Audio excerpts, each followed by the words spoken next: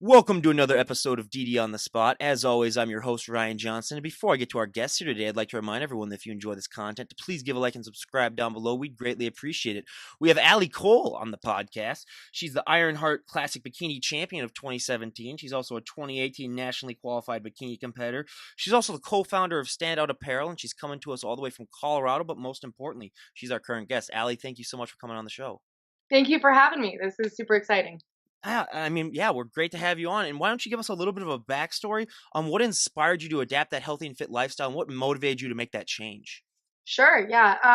A lot of people that I follow and read about, they were athletes all through high school, and they've always kind of been fit and all that stuff. That was not me at all. I was your typical drama geek, choir nerd. That was me. I was the smart, geeky girl that I was in all the smart kid classes. Yeah, I did all the choirs, musicals, dancing. That's what I did. And I play 3 different instruments. I did that all growing up. And I went to college actually for music and music performance. And I took one choir class, and the college that I was going to, I just didn't jive with the way that they saw the world and the way that they thought life should be. They were kind of jerks. And I was like, I hate this, but I like food a lot. So let's do some nutrition because I like food. So I like to eat. We could do that. And I took a couple nutrition classes. And in my life cycle nutrition class, I had someone come in and talk about geriatric nutrition. And I hated that idea. I don't want to keep people alive so that they can die later. Like she talked about Alzheimer's patients and having to remind them to eat with a spoon. And I was like, I don't want to do this for the rest of my life. Oh my gosh, it really scared me. But I really liked the idea of keeping people healthy so they didn't ever get there. And so I changed my major to exercise science and kept nutrition as a minor and did psychology as a minor and started being an athlete, started going to the gym. A couple of my guy friends taught me how to lift. And so I started lifting with dudes. So I was like the girl that like tagged along and was like, please don't leave me out. Right. Like that was me. So they were like, well, you got to keep up. So I started lifting super heavy, right? I maybe heavier than I should have for like safety, but it was like, we're big, strong college men. And so I was like, I can do this. And so I started lifting with guys. I was the only girl in the gym. I was the girl bench pressing. I was the girl squatting heavy. Like that was me. And I fell in love with it. And I fell in love with finding my strength because respect is earned in the gym, right? So I'm the little girl that walks in, and when I pick up the dumbbell that's just as heavy as yours, instant respect, right? And I really, really liked that I could earn my place, right? It didn't have to be given to you. It wasn't a certain amount of talent. It was all work and respect and just that whole thing that The Rock talks about, right? The blood, sweat, and respect. That's what it was. And I loved it. And I loved my classes and I was good at it. And I actually cared. I wasn't sure what I was going to do with it in my life. And I really wasn't concerned about that, but I enjoyed it. And so that's what happened. And I graduated and became a personal trainer. And people kept saying, like, you should do a competition. You should do a competition. I was like, I like lifting heavy. I don't know if I could do that. I also really like food. Again, I really like food. And so I wasn't sure if I wanted to do the diet piece of it. But finally, I was like, I'm fairly fit for a normal person. I want to see what I can do and how fit I can be for a fit person, right? And so that kind of started the process, and I did my first figure competition. I did it in Muscle Mania in 2016 in Colorado, and I won the first time ever novice, the novice and the open and the overall. So I took the championship for the whole thing. Then I went to Fitness Universe in Miami and got my butt kicked by a whole bunch of amazing Canadian women. Oh my Lord, I got my butt kicked. I got like fourth or something. Like, yeah, I got my butt kicked, which is totally great. Yeah. It was an amazing experience. Muscle Mania did a great job putting on the show. It was great. And then I was like, I think I want to try a different federation. So my dream became to be an IFBB Bikini Pro. And so I did my first NPC competition in December of 2017. And because I'd never done an NPC competition or a bikini competition, I was able to enter for all 3 categories again. So I did the first time ever novice, open, won all 3 of those, and I won the overall championship again. Jeez. Oh, yeah. Qualified for nationals in 2018, which was super exciting and very intimidating because those people at the national level amazing, right? It's the best of the best, right? They've all won. They've all have my story. They've all won. So you are not amazing anymore. You're just like everybody else. And so you have to bring an amazing package for the best of the best, which is inspiring and amazing and also kind of intimidating and scary. So it's good though, right? Like that's how you grow. So it's great. I got super, I didn't get sick. I just had some really big health problems as I was in, prep for my show in 2018. So I pulled out of my show, focused on health instead of competing, had some hormone problems, lots of hormone problems, had some insulin issues, and just my body wasn't healthy. And so trying to put that through a prep was not a good idea. So as much as my competition spirit, like, died a little bit, I had to pull out of the competition. And rather than seeing myself as a competitor, I had to see myself as like a health and fitness person. And that's what I've been working on throughout most of 2018 is getting that stuff in check and being healthy and getting my hormones healthy and all that stuff because I need to be a real person as well as an athlete. And now that it's 2019, we've got some serious big plans for this year. So Yeah. That is so awesome. And I mean, just hearing all these stories are so inspirational. But like you said, you didn't do the traditional, like athlete way, which I say is like 90% of our stories. But I mean, that just makes it, even more inspiring knowing that you didn't even have that background really in working out. But I mean, there's always that stereotype that I love to bust that, it's gotten better the last 5 years with Instagram. But a lot of women still believe if they go into the gym and touch one weight, they're just going to put on, 50 pounds of muscle and become like Dwayne The Rock Johnson, overnight, which I know I always say like I'd hire them the next day because they had found the secret. But did you ever have that'd be awesome. Oh yeah, I mean, yeah. I mean, they would make so much money off of that. But did you ever have that fear when you were getting started? And even if you didn't, I mean, being a personal trainer, I bet you hear that all of the time. What do you mainly say to that when you hear that? Well, it's I don't know if it's more of a myth to debunk as much as a little bit of education that's necessary, right? When I was lifting, again, I was lifting with the boys, so I was trying to keep up, and I wasn't worried about getting big. I was worried about being strong, right? Because muscle strength and muscle hypertrophy, which is like the size of the muscle, is not the same thing, and you don't do the same things to get there, right? Also, guys have 16 times the amount of testosterone in their body that a girl does. Guilty. So right. So I could do the exact same things a guy does, and I have to do it 16 times harder, longer to get the same results. Right. So it's almost impossible naturally to get that there. Right. Unless you are just like, like Viking gifted, right? You are just a jacked woman, and that's just where your heritage and your genetics come from. Then maybe be a little worried about it. But for 99.99% of women out there, honey, you couldn't do it if you tried.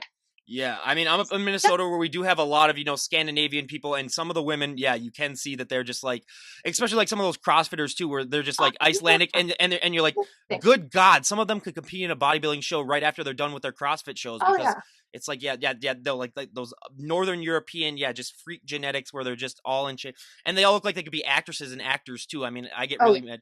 I mean, I have Norwegian family where I see them, and I'm like, why don't you all just move here and you'd be in Hollywood, and like, it would take you like a week to basically book something. I know, and they all are though. Like the entire population is. It's like, how can everyone look like that? So yeah, right? It's like kind of annoying. It's like how? Yeah. Okay, congratulations, but really. Yeah, it's like so yeah, I totally understand, and yeah, we have had some of those super genetic freaks that you're just like, I was like, because when you look at them, I was like, oh, they might be on something, but then they like showed me one of their photos like when they were like 5 years old, and I was like, yeah, that's all genetics then, because if you look like that when you were 5, it's like, yeah, that's totally. Well, it's also lifestyle, right? Like if you live a healthy lifestyle all your life, it translates, right? But for 99.9% of people, that's not real, and it's not something that women need to be worried about. Girls also have way better endurance muscle than guys do, and so we can lift longer for longer periods of time, so more reps, right? And so you don't need to have a 5-pound dumbbell in your hand, right? You can have 10 or 15 or 20, whatever makes you feel good, and you're not going to get crazy jacked naturally. Again, a lot of those girls that want to compete have made some choices to do certain things, and that's totally cool. It's all about whatever is good for you, and I don't think there needs to be any judgment placed on that. Absolutely. But just genetically, normally, women are not going to get huge. I actually met a guy a couple weeks ago, and he accidentally threw out this phrase, and he was like, women shouldn't bench press. And I was like, but he's like, yeah, women shouldn't bench. And I'm like, well, why not? He's like, because they're going to get jacked. I was like, do you want to test it right now? Like how big I am versus how big you are. Do you wanna play? Because I'm pretty sure I'll kick your butt, right? And he was like, I'm sorry, you're right. Well, and it's just the stereotype, right? It's Yeah. just a little bit of ignorance and a little bit of stereotype, and it's people don't mean anything by it. They're not Mhm. trying to be rude, right? But I am a full believer that women are just as capable as men are to be in the gym, to be powerhouses without being jacked. Women, you are not going to get jacked. You can't. You're never Yeah. going to look like Arnold. Most of the men in the world are never going to look like Arnold. So thinking that somehow by some crazy weird thing that you're going to lift 3 weights and look like Arnold, no. That's never going to happen. I mean, that brings me back to my guest that I had on yesterday. She was a power lifter and she is 5'1". So I'm 6'3". She's 5'1", and her max bench was 280 pounds. And Oh, and wow. she squatted more than me and she deadlifted more than me. And that really, I mean, if that doesn't show you that, I mean, that it can be done. And she's a whole foot shorter than me, remind you. Mhm. And I work out, a lot. Like I'm still in a good amount of shape that I was in college, and she still does more and all those things than me. So anyone out there not doesn't believe that, yeah, some girls can kick my butt, absolutely. So I mean, that really, I mean, I waited until the end of the podcast for her to tell everyone her numbers because I didn't want to embarrass myself, early on. So I said at the end, well, you Yeah. can tell me what your maxes are. But yeah, it was unbelievable. But yeah, Again, it's that's the difference between strength and hypertrophy, right? mm-hmm, She doesn't have huge muscles. She has strong muscles. mm-hmm, It's a different mechanism in your muscle that works. yep, So you can be amazingly strong and capable and a badass woman without having to look like a bodybuilder, right? Like the women that want to do that also have been working out for like 10, yeah. 12 years really hard with certain supplementation. Mhm. Like it's a long process. Yeah. So strength and jackedness don't Yeah. necessarily correlate. Yeah, and granted, she was like 190 pounds, but it was like all muscle, and it was, Oh, she was like yeah. 25 years old. She's only a Impressive. year older than me, so I was like, "Are you kidding me?" But yeah, I always love to tell the story too about like what we were talking about with the busting that myth. Where when I was in college and getting bigger and stronger, one of my really good friends, she would always say to me like, I know you're going to the gym, and I want to go with you, but I'm just afraid I don't want to get like super bulky. And then finally one night, I just told her, I said, "Look, the amount of weight that you carry in your purse when we go to clubs or when we go out to eat weighs more than a lot of the dumbbells in the gym, and you are not getting bigger at all by lugging that thing around 24/7." That's And amazing. then I finally convinced her, and then I was just like, and plus, what's the worst thing that's gonna happen? You're gonna get healthier. I mean, it's Right. it's just insane. But one of the big things I love to bring up that isn't talked, I mean, it's talked about a little bit, but I think it needs to be brought up a little bit more, is the confidence that also gives you. I mean, going in and working out. How did that change you? Because like you said, I mean, you were basically a drama person in high school, and you didn't really have that aspect. How did that extra added confidence really impact your day to day life from just working out and getting in better shape? Yeah, that's actually the next thing I was going to touch Mhm. on is the other thing I think about women saying that they're going to get huge. I think it's a little bit of fear. I think they're scared, they don't know what they're doing, they're afraid to look stupid, they don't know what's going to happen to them, they don't understand how the science behind it works. And so I think they kind of use that as an excuse and a reason to stay out of the gym because they're nervous. They don't know what to do. They don't know how to bench press, and so they don't want to look dumb or do it wrong or hurt themselves or anything like that. So I think also it's a little bit of fear.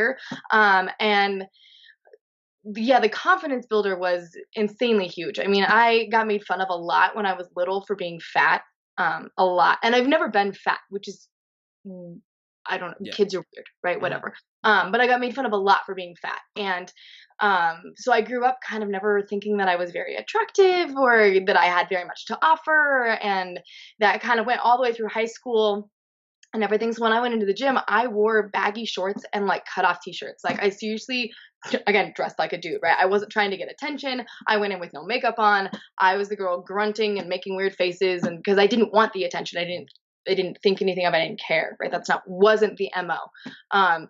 But as I started to see that, like, hey, when you actually like squat and you do your stuff, then like your body starts to change a little bit. I started to find my own curves because I go straight down. My body goes like this, right? I don't have any natural curves, which is cool. I made my own. So when I started to make my own curves, I started to find who I was, and I kind of started to come into myself finally. At like 20 or 21. Some girls know exactly who they are, and they're just badasses at like 15. It's like, well, congratulations, that's awesome. It wasn't me. Yep. That's good for you, but that so was not my story. So as I started to like kind of come into my muscle, and it also helped me work through a lot of issues from when I was younger and abuse issues and whatever. Like I kind of worked through that with lifting, and so that helped me become more emotionally and mentally healthy. And then the physically healthy was kind of like the perk on top of it, right? It was like kind of the cherry on top. So I felt so much better about myself. The confidence of like who I was and feeling good about myself was so much more a mental and emotional change than a physical one. The physical one was kind of like the extra perk. It was like, hey, you have a nice butt. Mhm. Awesome, cool. Yeah. But then I felt better, right? And I was able to process things better. So that was probably the biggest piece of the confidence builder was working through all my crap in the gym. It Yeah. was my me time. It was my way to get through all of it. And that made the biggest difference in who I am. And I always say one of the biggest things is that everyone in our generation always thinks that they want those results. They want them now and they want them yesterday. They're not willing to, wait and put in the time where it's just one of those things where you do have to wait. And I mean, it's like, it's going to take time. It might take a couple of months before you start to see like any super noticeable results. But once you see them, it can be, so inspiring. And that's what really you can do that really drives you and motivates you to keep going. But I Mhm. always love to ask because, everyone's genetics are different. Everyone has different things that work better for them. I always love to ask each of our guests, what was one body part when you got started training that really, really took off that you don't have to train as much now? And then what is one body part that really lagged behind that you sort of had to put into overdrive in order to get it to catch up to everything else? Yeah. I loved training arms and chest actually. Like I used to be able to bench press like 65-pound dumbbells. Like I love training chest and I love training arms. But when I wanted to do bikini, I kind of don't need those two things. And so my with my body type, my muscle stays a little bit easier. So I actually can't train those now because otherwise they would just get too big. And they are kind of like secondary muscles that get trained a lot, especially when you're just moving weights anyway. At least your arms. So I don't touch them anymore. The thing that lagged behind was my shoulders. I think building shoulders and building a good rear delt and like upper back is probably for most people, Yep. not for all people, right? Genetics totally plays a part, but for most people, that is the hardest body part to build properly, I guess you could say, right? How do you engage it properly? How do you work it properly? How do you work it safely? How do you work it effectively? I think shoulders are probably, in my opinion, one of the hardest things to do and get to look good. So when I see people that have really good shoulders, I'm like, damn, you know what you're doing and you put in a lot of time and effort because your shoulders look amazing.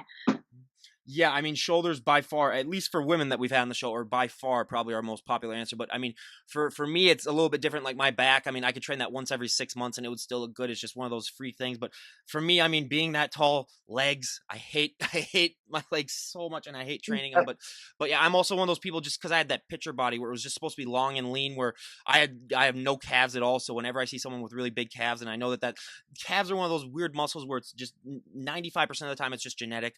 Where I Genetic. mean, you can't. So I like I say, I could do like 10,000 calf raises every day. I could inject pure muscle into my calves, and they wouldn't even grow. So it's I always say like yeah, it's one of those really weird things. But when you were getting also started and ready for your show, I always like to say just getting ready and getting into shape to be able to do a prep takes so much hard work and dedication. But when you go on a prep, that is notching things up to a whole extreme level of just dedication. You're getting your workouts done in time. You have to do all of your workouts. I mean, you have to eat the right amount of food. You have to eat it normally at the right amount of times, like specific time periods. What was that adjustment like for you? Was it a one that you transitioned to easily, or was it something that really knocked you back a few and you really had to adjust? Um, well, when I went into prep the first time, I was coming off of a really bad breakup. I had just actually moved back in with my mom because I was living with my said boyfriend at the time. And I literally called her and was like, hey, mom, I'm coming over with all of my stuff and I'm not leaving. So I had to get out of there. It was a really bad, not healthy situation. So I pieced out and kind of started over with everything. So I was very ready to like make that mental change and have something else to focus on versus like, oh shit, what am I going to do with my life? And so I loved it. It was really nice to have the structure. It was really nice to have the routine. The coach that I had at first did not, how do I say this in a nice way? Was not the right coach for me. So the nutrition that he had me on, the only adjustments he ever made on a weekly basis were just do more cardio. That's all he really said. And I was like, well, you don't want me to change my eating. You don't want me to change my workouts at all. Like it was nothing changed except do more cardio, right? Which for some people might work. And for me was not the right answer. So it actually put me into an extreme metabolic adaptation. And it was really unhealthy for my body. It was pretty much trying not to die. He also never macroed out and gave me my calories for what I was supposed to eat for the day. I just trusted him. He just said, eat this. I said, okay, great. And when we actually macroed everything out, it was like 1,000 calories a day. and I ended up doing 90 minutes of cardio a day plus my workouts. It was very, very, very unhealthy. So I switched coaches, and I went with a coach that was able to bring my metabolism back enough. He changed all my nutrition. He changed everything. I changed all my, oh my gosh, especially my cardio. I went to almost no cardio, which was my favorite thing. Yep. I hate cardio in my brain is Spanish. Don't like it.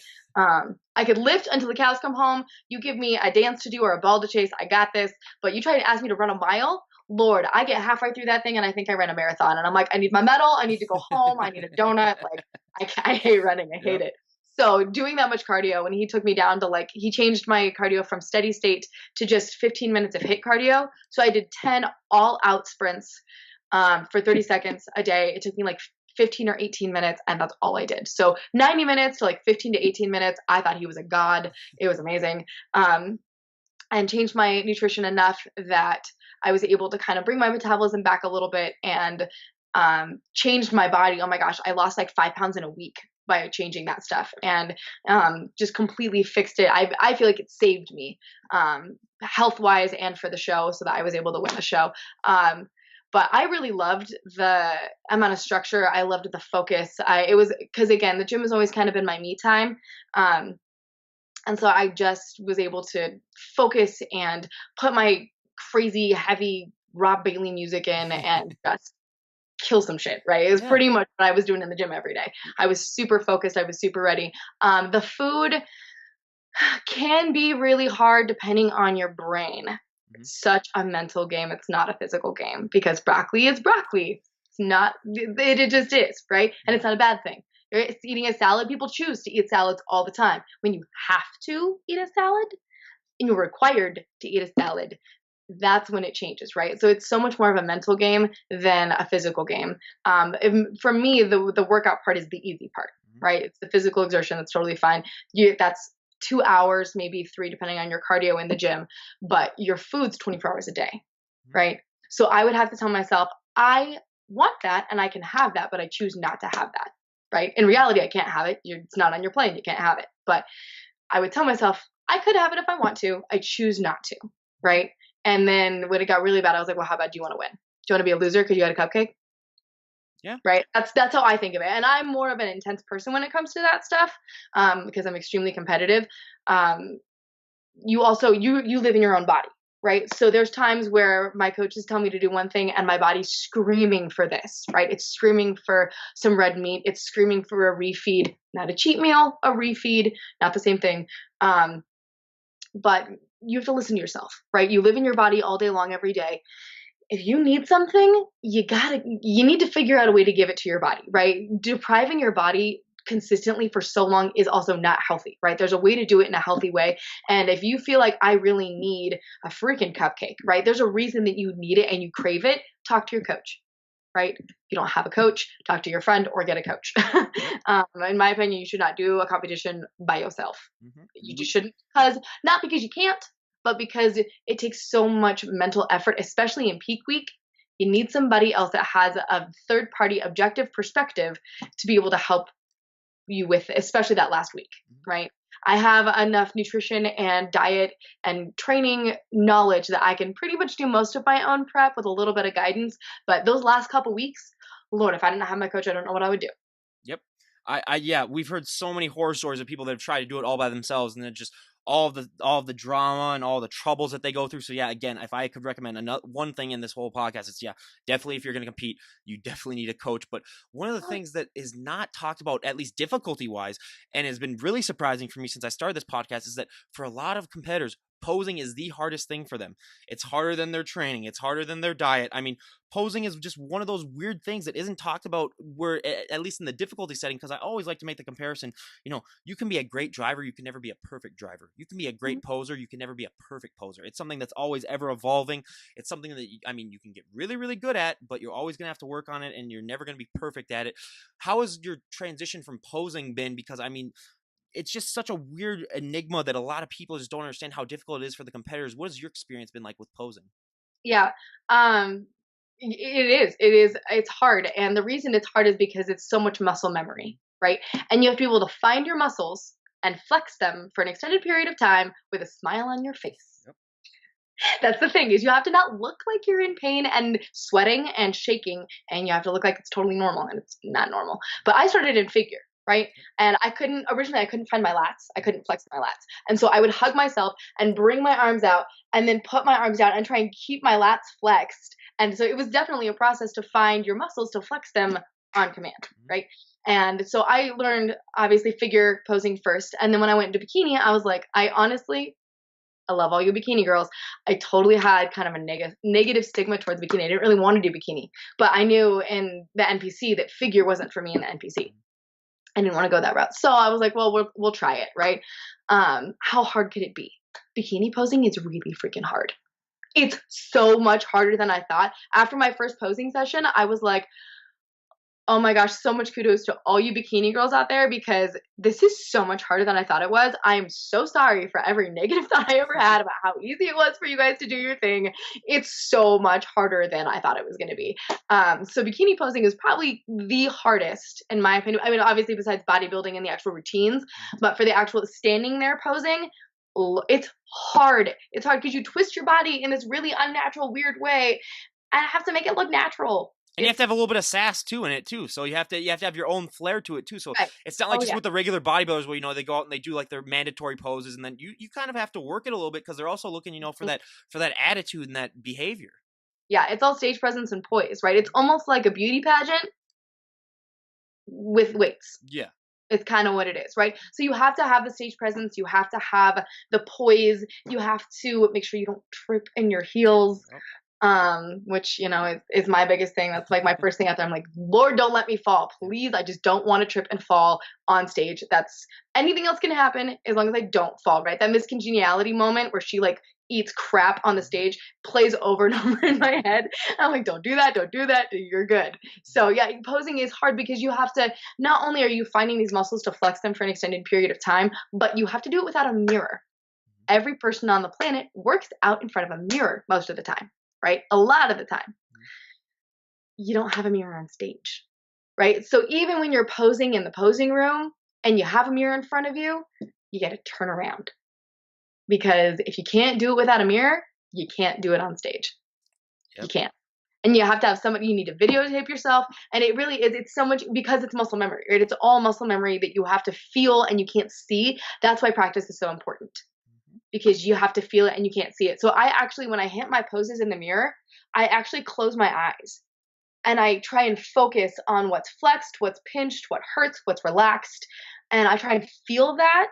And then I open my eyes and I see if I'm in the same spot. Sometimes I'm not. Sometimes I'm like, oh, that doesn't, okay, fix it again. Right. And it's a process. I actually have an amazing posing coach. I'm going to a seminar with her today. Because even though prep hasn't started, posing starts now.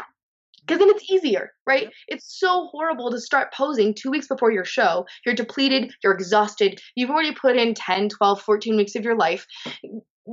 It's so much easier to just start it like you would start a diet, or you would start, like, that's why they say do it the whole time, because then it's easier, right? I learned how to pose for my first bikini competition like a week and a half before I did it.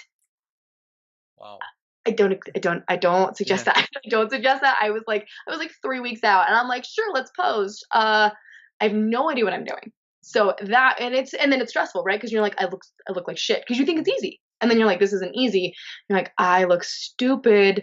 Oh my God, I'm gonna look stupid on stage. And then your cortisol goes crazy. You're stressed out. So much better and easier to just 10, 15 minutes a day, start at the very beginning. So my prep doesn't start till February 9th. Posing starts now. Yep. And I mean, I always love to bring up, being from the upper Midwest, I'm a very pale person. I never have been tan a day in my life. I just get farmer's tan or I get burnt. What is that experience like putting that tan on for you? Because we have so many competitors come on and talk about, like you see muscles you never even knew that you had. Everything really seems to pop. What is that like for you when you see that tan on? Well, I'm like you. I'm white as white gets. You could lose me in the snow. The right? sun reflects off of us, basically. Yep. Dude, Yep. Put me against a white wall naked, and it's like camo for Alli. Yep. Like, can't find me, right? So when I go to tan, I actually need 2 extra coats beyond everybody else because I'm that white. Like, I'm so white. Yeah. Especially my last show was in December. I just got back from a cruise, so I have a little bit of color. But yeah, my last show was in December. My poor legs hadn't seen the sun in Lord knows how long. And I came back. So you get your pre tan the night before, right? And then you come back in the morning for your like final touch ups, right? I came back in the morning and was like significantly lighter than everybody else. And they were like, "Did you get tanned yesterday?" I was like, "Yeah." They're like, "Did you do everything you were supposed to at night?" I'm like, "Yeah, this is just how it is, right? It's just how it is." So I need like 2 extra coats of tan from everybody else. And it's so weird because since I'm so white, I feel like I change races, right? I go from white to like black. It's how I feel.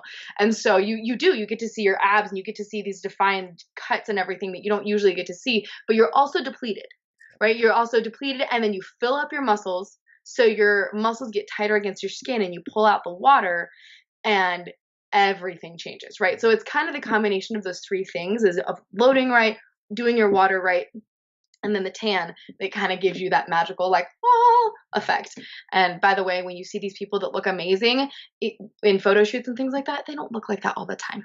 Oh, well, that's leading me on to, we'll cover that in a little bit, but one of my favorite questions to ask everyone, I mean, whether they be the bands that I ask, what's that like performing live on stage, but or the bodybuilders, I also love to ask, what is that feeling like for you when you get to step on stage and like we always say, show off all that hard work that you've worked months upon months for. What is that feeling like for you specifically?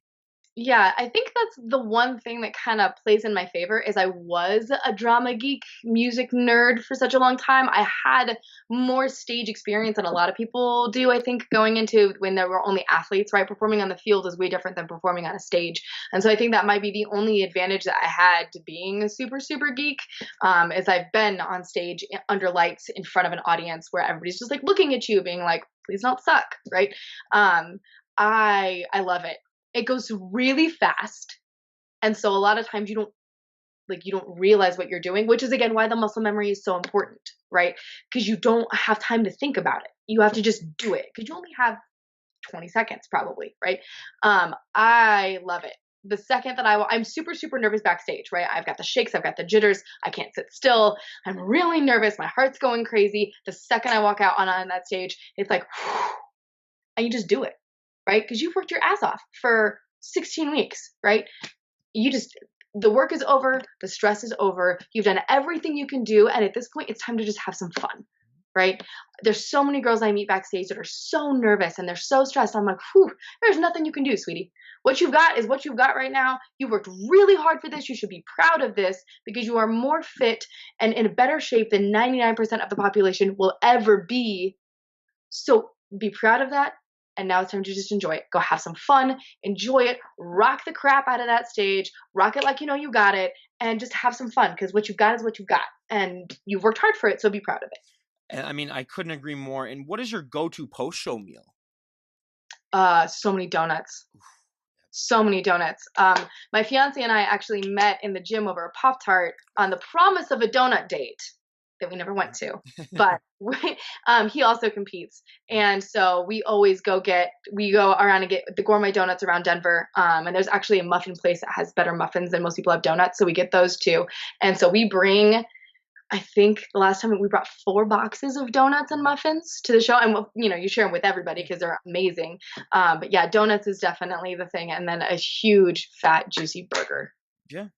I mean, if I ever competed, I'd do Five Guys or something like that afterwards, 100%. But I forgot to mention that she does have a fiance. So everyone, and you answered one of the questions that I always like to ask all of our guests that are either engaged or married, like, how'd you guys meet? So you killed 2 birds with 1 stone on that last one, but we touched base on it just a little bit earlier. When it comes down to, I mean, some of the myths that I love to hugely bust is, I'll give an example. So I was at a New Year's Eve party and one of my friends came up to me and said, Ryan, I love watching your podcast. I really enjoy it. But one of the things that I was really shocked by was that I always thought that these bodybuilders, like you were talking about, looked that way, 24/7. Like you see their photos and you was like, I was just assuming that they were just jacked all the time just because they worked out like that. And I said, yeah, that's one thing that, I learned when I was in college too. I mean, it's like you put your body at such a low low amount of body fat that is not sustainable for men or women. I mean, even the guys put on weight, immediately after, and even the girls. I mean, it's not a weight that you're able to sustain. Was that ever a tough mental adjustment for you, sort of realizing that, like these months upon months of just killing yourself basically with all the hard work and dedication, you're not going to be able to look like that forever and that you're going to have to put on weight? Was that ever a struggle? Because we've had people that have come on and, talked about how they get anxious or they get depressed, and it just, some people gain way too much weight because they don't, do it properly. Has that ever been a struggle for you? Reverse dieting is hard mentally because you're so over it, right? You've worked so hard for the culmination of this one event, and once it's over, you're like, I'm out, I'm done, right? Cool. But your body doesn't work that way. And so having your post-show meal or your cheat meal or whatever, and then going back on diet mentally is super hard. And I'm kind of not very good at, honestly. I'm not very good at it at all.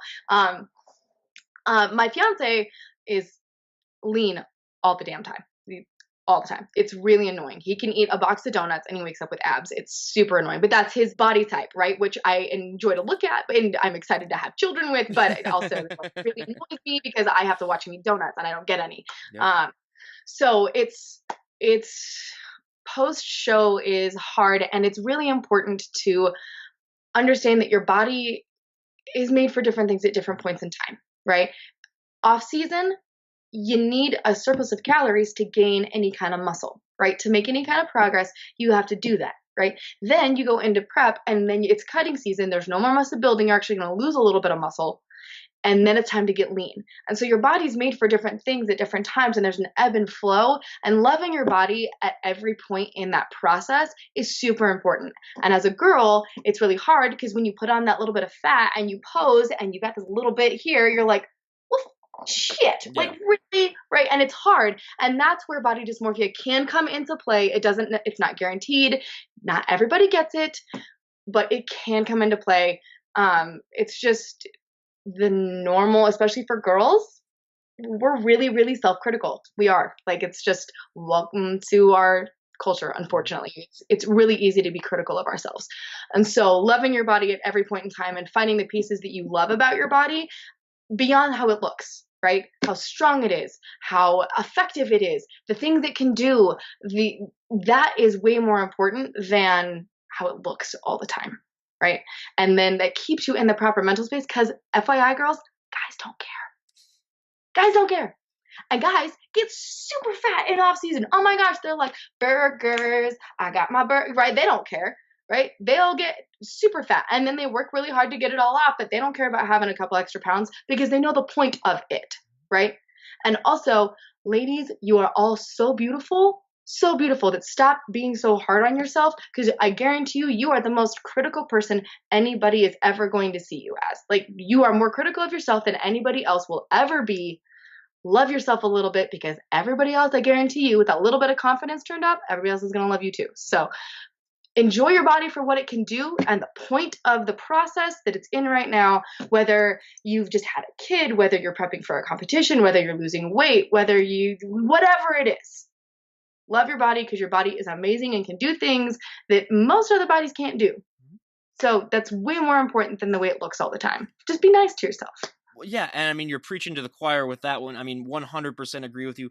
But now you're also the co-founder of Stand Out Apparel. What inspired you to make that? And I mean, really just start your own brand? Because that's really something that, I mean, it's a hard thing to do. Yeah, it's a very hard thing to do. We had no idea how hard it was. We're actually also starting another company. We're starting a CBD company called Revive Organics. So that is also going to be coming out in a couple months. That's actually geared toward health and fitness people, but I'll digress from that. Stand Out Apparel came about because my fiance Austin and I got asked to be an athlete for a lot of different brands, right? As we were in process to compete. And so when we would have meetings with these brands, their clothes sucked. They just bought crappy stuff offline and slapped their logo on it and thought they had a brand, which is not a bad thing. Like, if that's what you're doing, that's totally cool. But it didn't feel good. It wasn't nice to wear, or their business sucked, or their values were bad. Like, there was one company that wanted us to be athletes, and on the back of their shirts, it said hated on it. Why would I want to walk around being like, yo, hate me? Like, oh, it just felt so gross. And I was like, well, nothing exists that we want to wear and we feel good and look good in, because when you lift, your proportions change, right? My waist to hip ratio is very different than it used to be, right? And my shoulder to hip ratio, I have wider shoulders and a wider back, wider lats. Like, it just, your proportions change from what the mass market is. And so, and same with Austin, like his legs to his hips to waist. I mean, he's got this huge wide back, and in order to wear a double XL, he's wearing a dress, and he hates it, right? And it sucks. So we were like, rather than wishing something existed that doesn't, why don't we just make it? And there's definitely a lot of amazing brands in the fitness industry that do exactly that, right? They are for fit people, and that's awesome, and they look amazing. Our thing was we wanted to be a lifestyle line that had athletic functionality, right? So all of our stuff functions well in the gym. We use this special fabric called modal. I don't know if you've ever heard of it. It's made out of a beech tree pulp.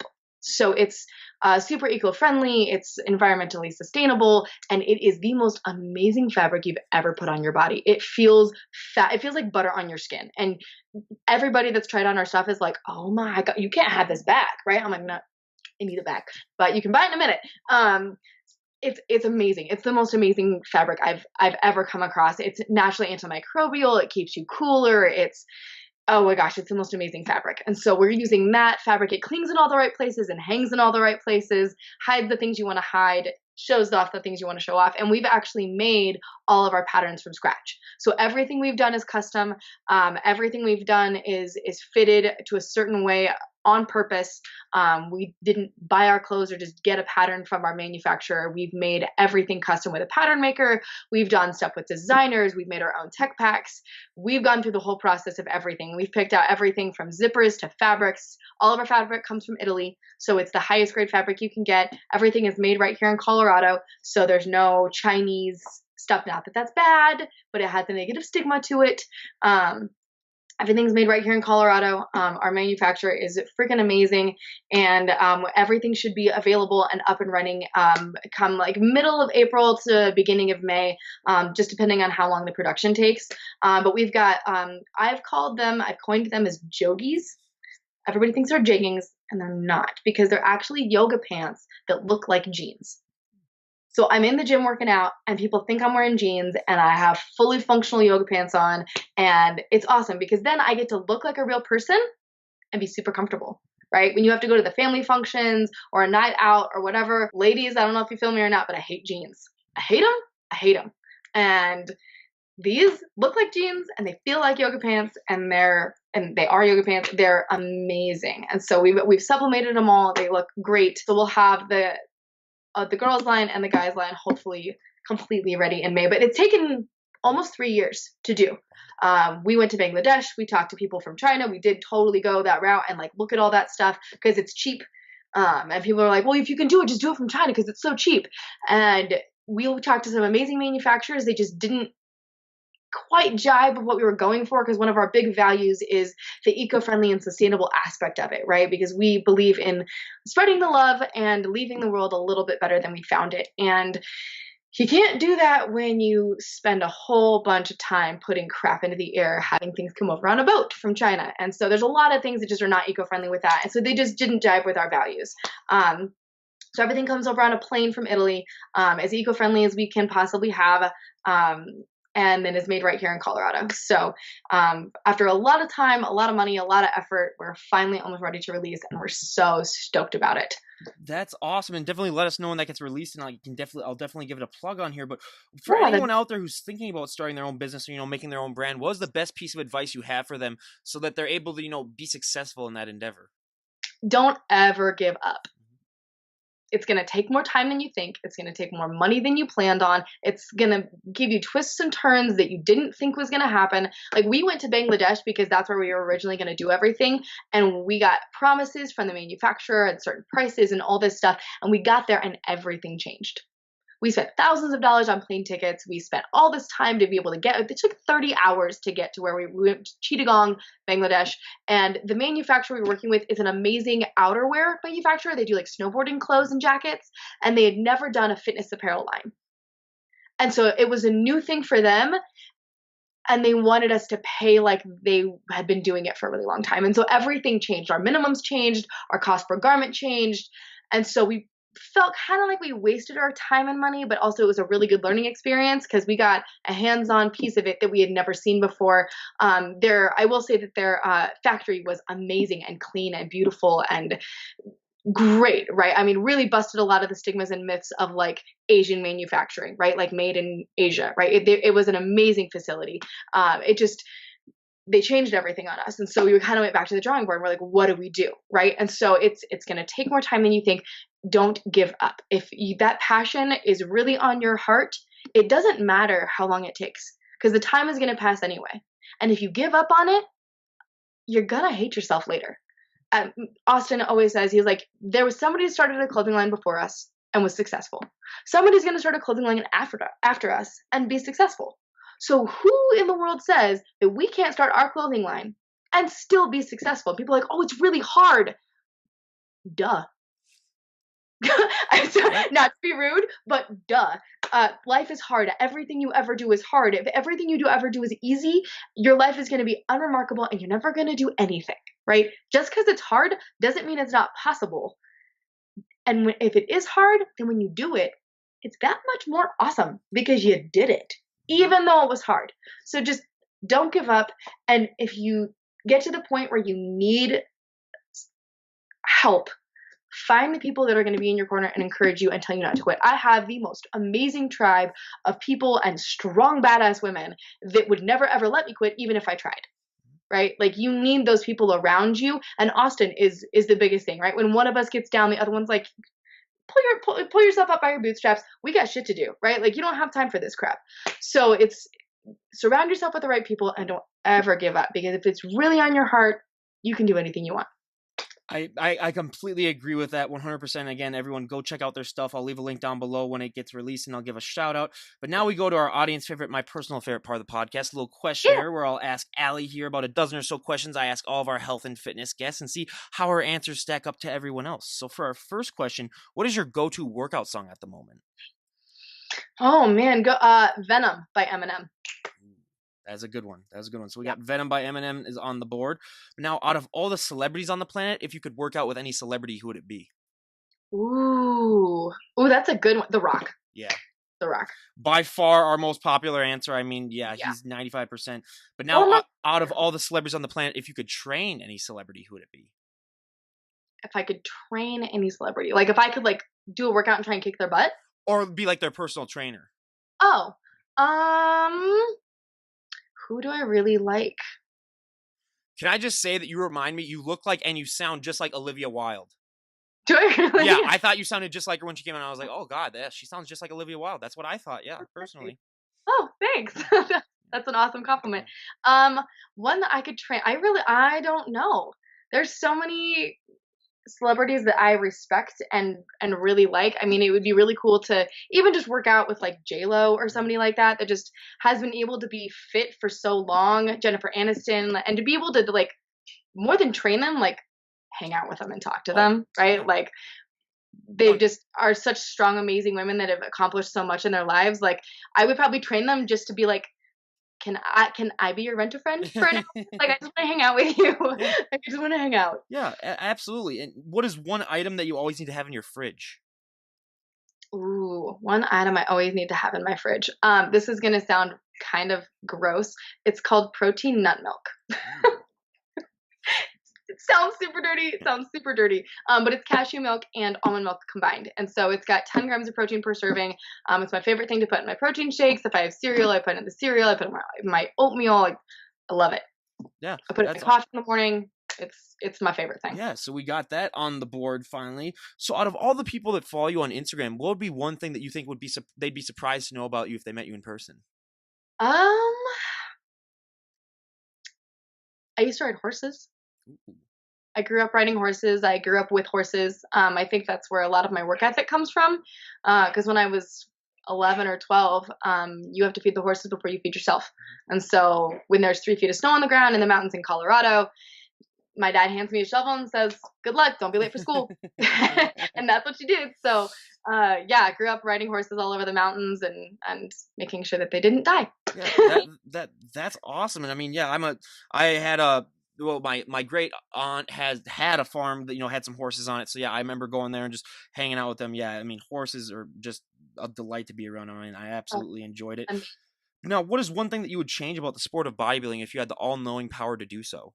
oh man, if I had all the power, Yeah. um, I think there's two things. On the guys' side, or and on the girls' side too, right? In order to stay competitive, you have to keep having a competitive edge, right? And so a lot of times the way they do that is they keep getting bigger and they keep getting bigger and they keep getting bigger and they keep getting bigger. Like if you look at Steve Cook and Alex Cornero, when they went pro at a much smaller weight and size than they do now, right? And they looked amazing and they looked great, but they were more the beach body men's physique um, look. And now, if guys can't make weight for classic physique, if they're too big to make weight for classic, they drop down to men's physique because there is no weight limit. And I think that not necessarily isn't fair because fair is a very subjective term in my opinion, but it just kind of promotes the wrong idea, right? Like it's bodybuilding no matter what it is, right? I mean, whether you do men's physique or bikini or actual bodybuilding, you are building your body in a certain way, so it's bodybuilding. But it changes the way that everything works, right? When you show up as a men's physique competitor and you're trying to be men's physique, and you've got this classic guy whose lats are twice the size of yours, but he's too heavy to make classic weight, that changes the way that all of men's physique has to work, and it doesn't necessarily mess it up, but it definitely shifts it quite a bit. And I would change the way that all of that functions for sure. But it would also change the the social media piece of it. Right? Everybody promotes their perfect best life on Instagram, and that's where you get these people that you think they say lean all year round. Sweetie, they just did like 5 photo shoots and videos around their show, and they just give you those throughout the year, right? Once or twice a week when they have their shirt off. That's not what they look like now. That's what they looked like then. And so I would have them just be more real and honest. I think we can all use a little bit more honesty, all use a little bit more real talk, right, in our lives because you still look amazing. Just because you're not shredded and veiny and have super thin skin doesn't mean you don't look amazing and your body isn't doing amazing things. So having that be a little bit more real, having girls be like, look, I'm not super shredded right now. Check out the extra weight I've got and my extra curves because it's just curves, right? Because they're doing something on purpose, right? Or people in their process, right? If you're in your whatever part you're in the process, being honest about it, because then that gives other people inspiration to be honest.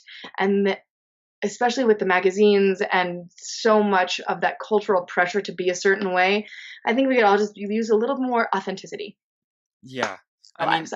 I would that's change. one thing that I hear, all the time, and I completely agree with this, especially with the social media, like we're talking about. People then just assume that everyone looks great, year round, or people think that everyone just has this perfect life when deep down they might be, just having one of the worst life, and then they just have Mm, to maintain that image. So yeah, just honesty. That's why I love those posts where guys or girls where they do like, okay, this is what I really look like right now, and yeah. that's why I love those. It's super inspiring.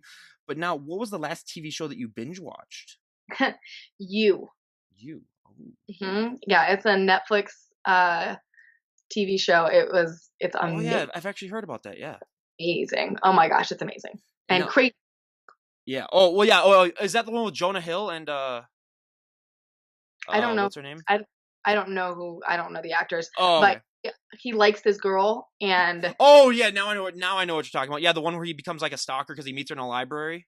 yeah, That's the yeah, one. Yeah, he's not a yeah, stalker. And the crazy thing is, you get to hear his like thought process yeah. through everything, right? And it all starts out sounding fairly logical, right? It's like, oh yeah, okay, I can see that, yeah, sure. And then as it progresses through the show, you're like, oh my gosh, it's crazy. It's a great show though. I have honestly been trying to get some time to watch it. So next time I am free, yeah, for sure I will start watching it because I've heard some great. Now that I didn't know that show was called You, but I just heard like I saw whenever I go on to Netflix, it's always one of those like main shows that they put like a big screen on. They try to like get you to click on it. So yeah, Yeah. I will definitely have to check that out. Now, what is your favorite TV show of all time? Oh geez, favorite TV show of all time. Um, I don't know. I don't watch that much TV. Yeah, we get that a lot because yeah, it's a very time consuming lifestyle when you're doing bodybuilding and becoming a personal trainer. Yeah, So, I usually have, like, a series that I find that I like, and I'll watch the series, and it'll take me mhm. months to watch the series. Ooh, I do really like SEAL Team. Ooh, that's a good one. Really love the show SEAL Team. Yeah, that's a good one. Now, what is a guilty pleasure movie that you enjoy? Guilty pleasure movie? Yeah, Um, Disney movies. what's your I'm a favorite Disney huge movie? Disney nerd. I'm such a Disney nerd. Um, my favorite Disney movie? Oh, geez. Um, Probably Lion King. I was gonna say that's everyone's favorite, and that's mine too. So I mean, it's Lion Yeah, King. I mean, granted, I know it's a total ripoff of Hamlet, basically, just in a Disney form, but still, it's yeah, Lion King. And I'm excited for the animated or for the real life version one I to come out, know. Oh my but yeah, gosh. I'm just afraid that they're gonna ruin it. But yeah, deep down, I'm gonna go out and see it. So yeah, it Well, should the be. the live Jungle Book was Yeah, great. They did yeah, a really, really good job on that.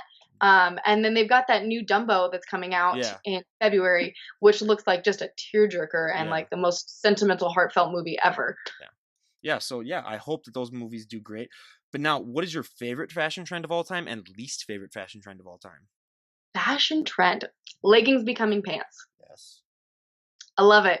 At first, I will not lie to you. At first, I was like, leggings aren't pants. Mhm. Leggings are not pants, right? Because the first leggings that came out were see through. They weren't actual pants, right? Mhm. Now they're actual pants, right? They're thick. They've got structure to them. Like now they can actually be pants, right? My sister still will tell you leggings are not pants. She doesn't think they are, which is fine. Um, she's wrong. It's fine. Least favorite fashion trend of all time.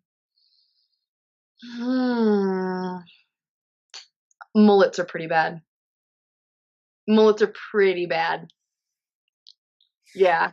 I Yeah. I am a sucker for. I mean, we have hockey here in Minnesota where if they get ready for their state tournament for high school, they have all the kids always grow out their long hair and then they showcase it like a show. That's the one thing that I'm gonna have to disagree. I mean, I am a huge sucker just because I mean my parents got married in April, so every April we watched their wedding video and just the hair back then. I was like, God, what a time to be alive. Just they got married in '91, so that was at like the dying end of the mullet where you only had like Billy Ray Cyrus. But yeah, I mean mullets. I mean, I can guarantee you. I mean mullets when you see like some sort of like trashy people kind of wearing them, then you're like, yeah, okay. But I don't know if you see like a good like a guy like in a suit. I don't know. It's just.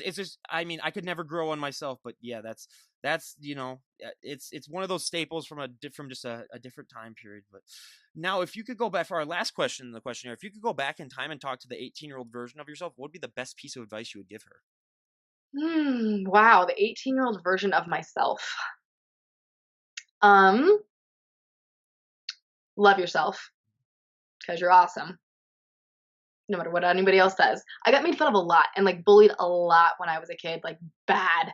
And so I had a lot of that to overcome, plus like mental and emotional abuse issues and things like that.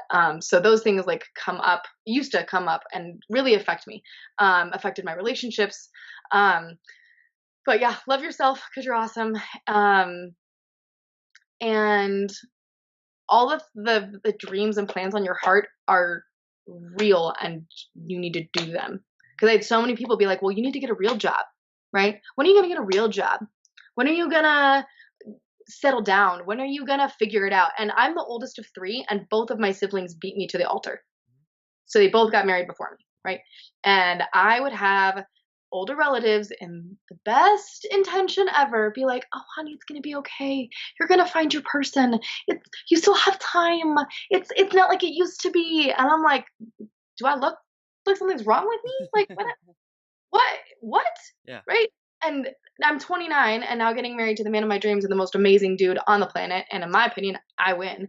Um, but it's your time. You're not in a race with anybody else, Mhm. right? Life is not a race. The time that you need to do different things is all the way it's supposed to be, Mhm. right? You have dreams on your heart, follow those dreams and do what you need to do to achieve them because the only person that is ever going to make it so you can't is yourself. I couldn't agree more. And now I like to ask these two final questions before we wrap things up. I always love to know like what is the future looking like for you? What is the next date that you have in mind for a show, or do you have any dates at all? What is your plan? Are you like you said you're getting ready for a prep? What is the show that you're getting ready Mhm. for? Yeah, I am going to do the Mile High Showdown on June 1st, and hopefully, here's to hoping, we'll qualify for nationals. And I'm going to go to two national shows. I'll go to Junior Nationals in Chicago. I think it's the 14th of June, and then I'm going to do also Team University New Jersey the first week of July. So I'm going to do three shows in like 5 weeks. And I've never done that before, but I've also never been to nationals before. So Austin's been to nationals twice.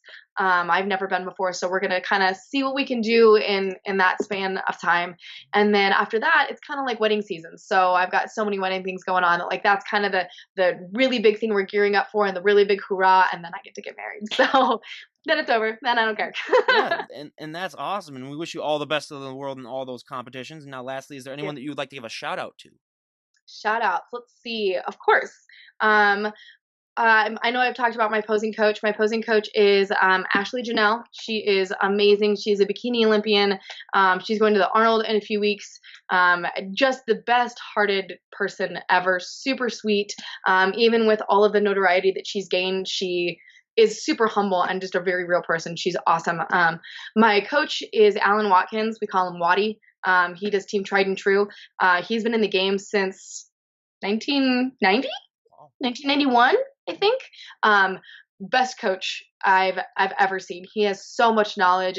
He is seriously the best and so real and down to earth and will help anybody whether you're his client or not. If you contact him and you're like, dude, I need help, like he is the most good-hearted person and smartest person I have seen in a long time in this industry. He's totally amazing. There's a lot of great coaches out there. He fits me personally the best. I've gone through several different coaches, and one coach actually told me I was too fat to compete. Jeez. So yeah, it happens. It's okay, and they're trying to be honest, right? And I appreciate the honesty, but never tell me you can't do something, because then I'll come back and beat you and all of your people, which is exactly what happened. But Wadi's just the best. Him and his wife Norma, they're both amazing.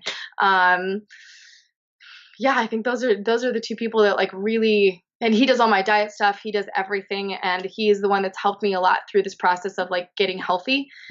He's just been totally amazing, and he's an advocate for being healthy because you have your whole life ahead of you, and it's not just about a competition. So he's just totally amazing. And then of course my rock, my whole world, Austin Kreinick is my favorite human on the planet. So he always gets a shout out because I wouldn't have done these competitions, wouldn't be where I am in life if he wasn't the best partner and human on the planet. And anybody that has met him will agree that he's just the best person on the planet. He's great. That So is that is awesome. And again, you guys go and follow Allie. I'll leave a link down to her Instagram below.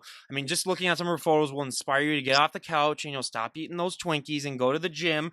But also, her standout apparel when that gets released, I will be one of the first people to let everyone know.